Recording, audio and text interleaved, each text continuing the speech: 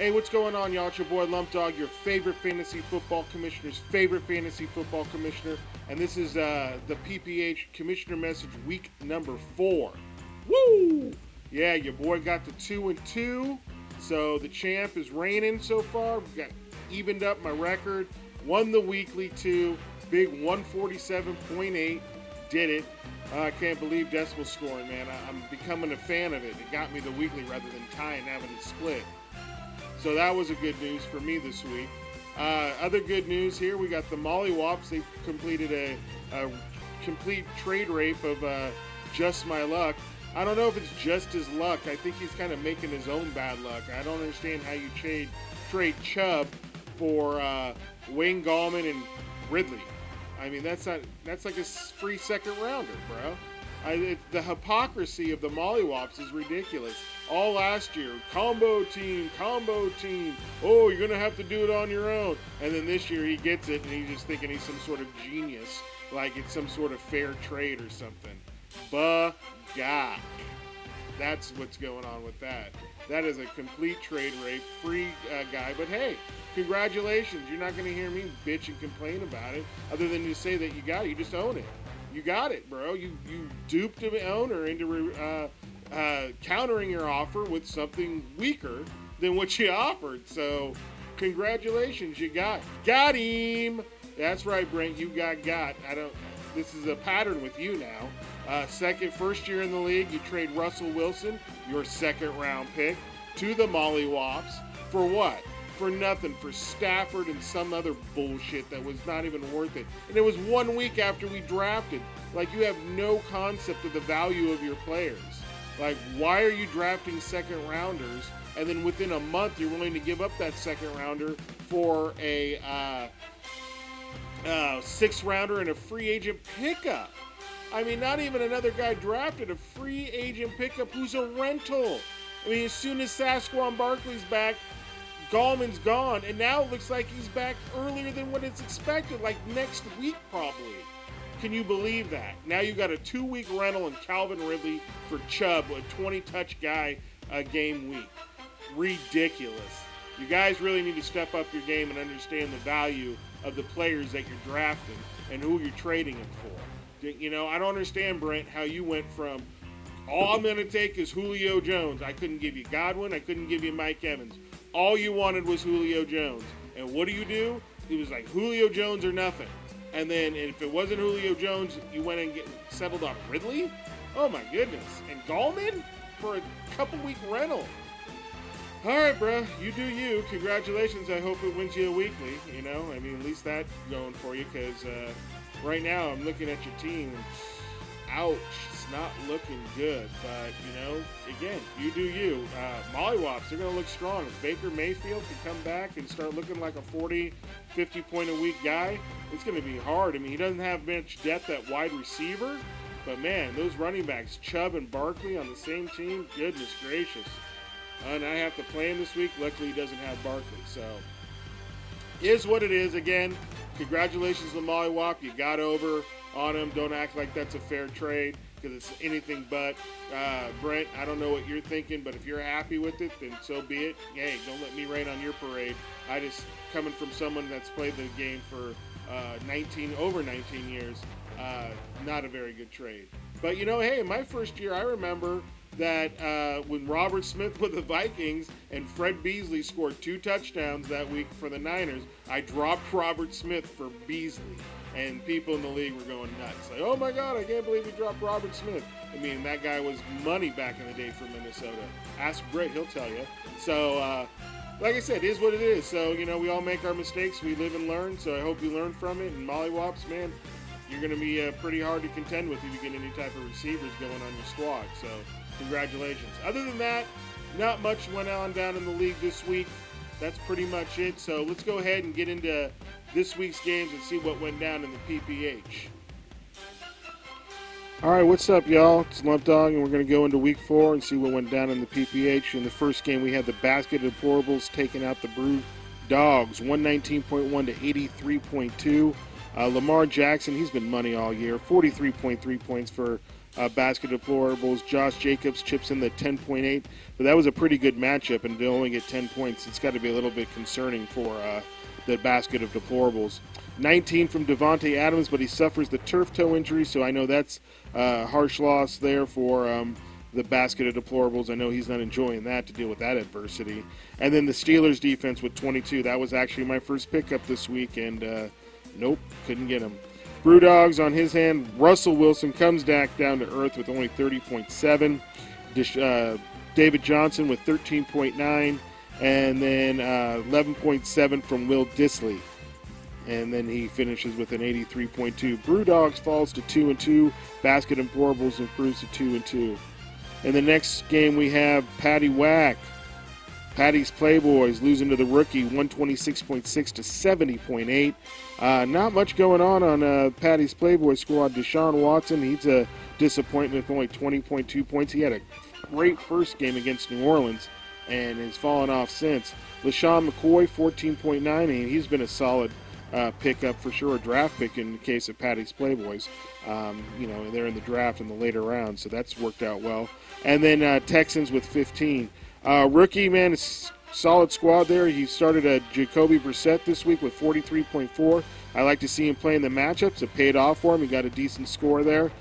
Chris Thompson, on the other hand, 6 points. It is what it is. Didn't get the big game, but still ended up getting points out of his free agent pickup there with Le'Veon Bell on a bye. Christian McCaffrey with 23.9. The workhorse for the rookie, just continues to put up big numbers week after week.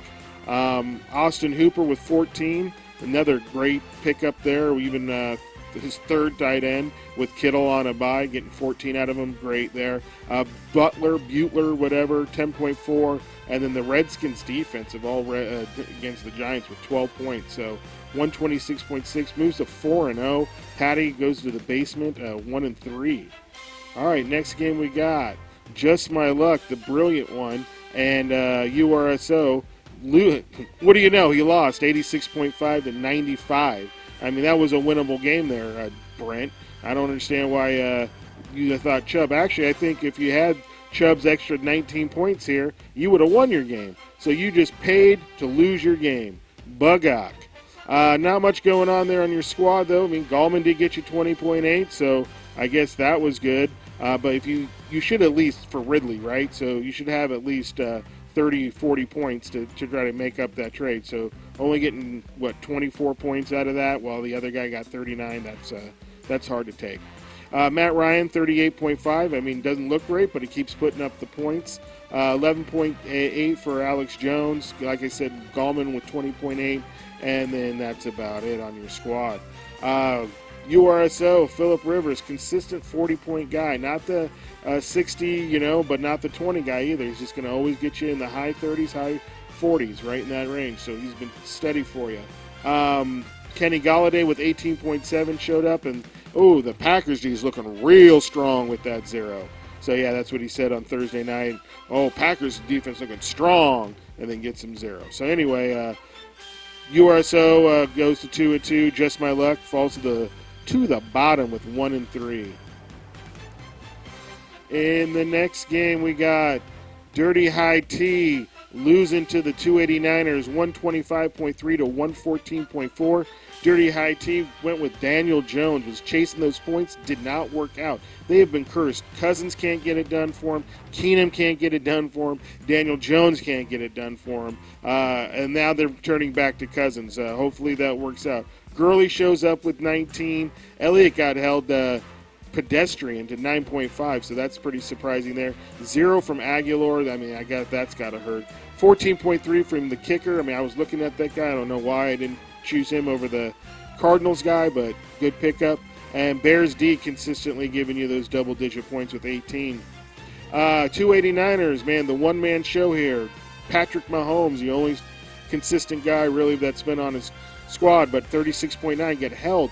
Still puts up a pretty good score here. He's averaging the most points in the league. And Mahomes actually gets held to under 40, and he still puts up 125 and,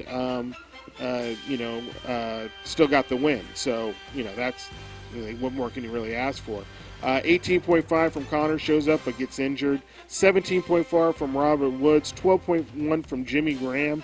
14.2 from Greg the Leg Zerline, and then 17 from the Hawks D, which was a free agent pickup, because he had the 49ers on the bye.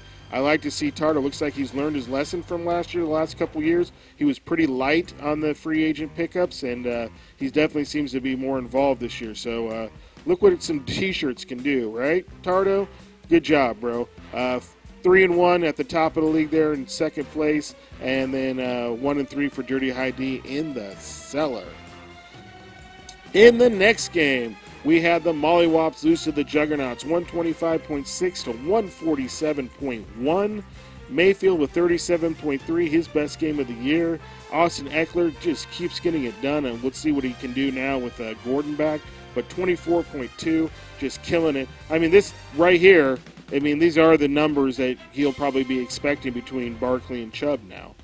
Chubb with 39.3. Like I said, Brent, 39 points the week you traded him.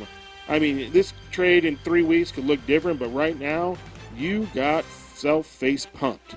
McCall Hardman, -2. Remember, this reminder, this came on a kickoff return. And remember, guys that fumble on kickoffs and punt returns, that sticks. So there's no reward for the individual touchdown, and it's all risk if they return punts and kicks. Just remember that. And then that's really about went on then the Mollywops team. Good score. We get you most wins most week. But ran into a buzzsaw of the Juggernauts, 147.1. Aaron Rodgers started it off Thursday night with 52.8, was just lighting it up in the first half there. Leonard Fournette rushes for over 200 yards, 27.5, and without a touchdown, scores over 25 points. So that's got to be pretty encouraging. Devontae Freeman finally gets double digits with 10. Cooper Kupp, the Super Cup, 19.1, had a big game against Tampa Bay. And then Eric Ebron, 10.8, got that last garbage time touchdown. That definitely helped the score there. And then the Rams defense showing up with 13, that pick six that Winston threw, helped that score right there. But gets the win, improves to 2-2. Mollywops falls to 2-2. And then here we go in the last game. It's your boy getting that big win, 147.8 against the Haters, 118.4. Oh, so if you look at the Juggernaut score, this is why I'm beginning to maybe get onto the decimal scoring. Because who knows with all the scores, but that would have been a tie, and then that would have been splitting the weekly. So to win it by 7 yards or 8 yards that Mike Thomas didn't get on Monday night was huge. So anyway, ended up getting that weekly prize. Jameis Winston with 59.5 big points, 4 touchdowns, 385 passing. Only had that one pick, which kept him under 60. Idiot. It was stupid. He threw it right to him, too. Anyway, last 2 games, he's thrown 9 touchdowns and almost 700 yards. So, yeah, it's been riding the hot hand while it lasts, So we'll see what he does in New Orleans. I know he can, collapse at any time. You guys should see me on Sunday when I'm watching him play. I'm like, no, throw it, don't pick. I'm not confident that ball is going to be caught by a receiver once it leaves his hand. So I know more than well enough how much Jameis Winston can suck. But right now, I'm riding it. So Kerryon Johnson showed up with 13.7. That fumbled hurt. Didn't get into the end zone either. Chris Carson, hopefully he sticks onto his job after this performance. 15.5 points. Then both my combos showed up. Chris Godwin, 30.2. Mike Evans, 15.9.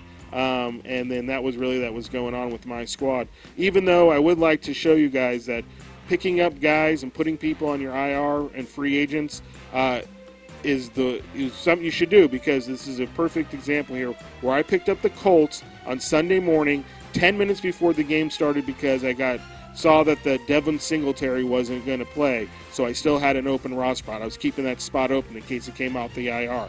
So I got the information he wasn't doing. So I went out and I said, I'll pick up the Colts. They're playing the Raiders. Bills are playing the Patriots, so they're not really turnover prone or give up many sacks. So I know the Colts didn't do great. They didn't do double digits or nothing, but they got me 2 extra points over what the Bills would have done, and it got me the weekly. So again, if you got the guys that are on IR, I know you guys have to, pay attention to get them off your IR, but there's roster warnings to help with all that. But yeah, put them on your IR, pick up a free agent. You never know what's going to turn out to be or how it might help your team. Anyway, going over to the haters with 118.4, 51.7 from Goff. I can't believe he still scores 50 points and has 3 picks and fumble. So 4 turnovers and still scores 50 points because he throws for 500 yards. I mean, we are really just enamored with the yards in this league. Like, if your quarterback throws yards, not touchdowns, yards. Because, look, I mean, I had 4 touchdowns. He had 2, and he only scored 8 more points. I mean, only like a touchdown and 20 yards. I mean, that is nothing. It's a 20-yard touchdown. That's all. Any more points he got, and he had a way better game than Goff did. So, again, things that you should look at how we're devaluing the touchdown. It's a perfect example of how we're devaluing the touchdown. All right, anyway, Delvin Cook with 13, and then Lutz with 14.2. So there we go. Oh, and then the Chargers D with 13. That was a good, pickup or play by the haters. All right, so there we go. There was the Week 4 and the PPH. Yep, there you go. Week 4 went down. You can see a lot of these squads are tied up at 2-2. The rookie 4-0. Hello. I mean, are we going to have another third-time rookie champion?